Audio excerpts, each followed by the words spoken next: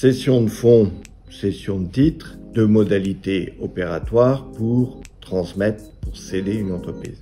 Alors, que choisir? Le sujet se pose différemment, sans doute, pour le vendeur et pour l'acheteur. Pour le vendeur, la question se pose en ces termes. Si je vends mon fonds de commerce, je vais sans doute avoir un double effet fiscal.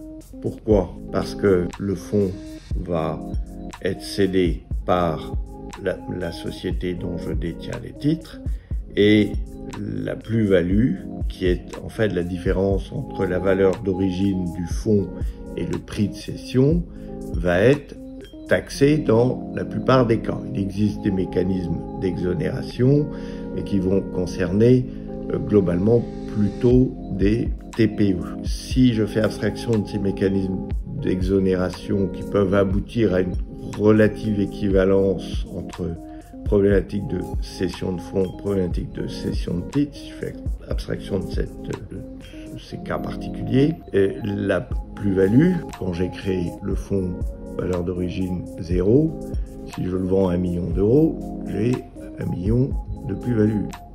Elle va être frappée par l'impôt société, pour faire simple, on va dire 25%, donc 250 000 euros. Et puis une fois que la société a assumé sa fiscalité, eh bien moi, cédant, j'ai de l'argent dans une coquille, puisque j'ai vendu mon entreprise, mais si je veux ressortir l'argent de cette coquille et l'avoir sur mon compte bancaire personnel, eh bien, il va falloir que je distribue le produit de la cession du fonds, soit en l'occurrence le million d'euros. Et sur diminuer bien évidemment de l'impôt société, de telle sorte qu'il ne reste que 750 000. Mais auquel cas, je devrais assumer ce qu'on appelle l'impôt de distribution sur les 750 000 euros. Autrement dit, la flat tax, aujourd'hui à 30, demain à 33, et puis au-delà, on ne sait pas trop, puisque le contexte fiscal est actuellement extrêmement mouvant. Si je cède non plus mon fonds de commerce,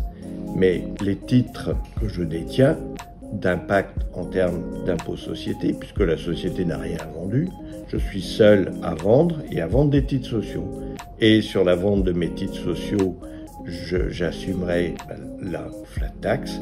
Et donc, on voit bien que dans l'hypothèse 1, j'ai un cumul de fiscalité, IS plus flat tax, et dans l'hypothèse 2, j'ai une fiscalité unique de type flat tax. Et donc, les calculs se font au cas par cas, bien évidemment, mais en général, il va être pour un vendeur plus intéressant de céder les titres de sa société. Or, n'oublions pas que c'est le vendeur qui a la main, puisque c'est lui qui détermine ce qu'il va vendre et à quel prix il va vendre.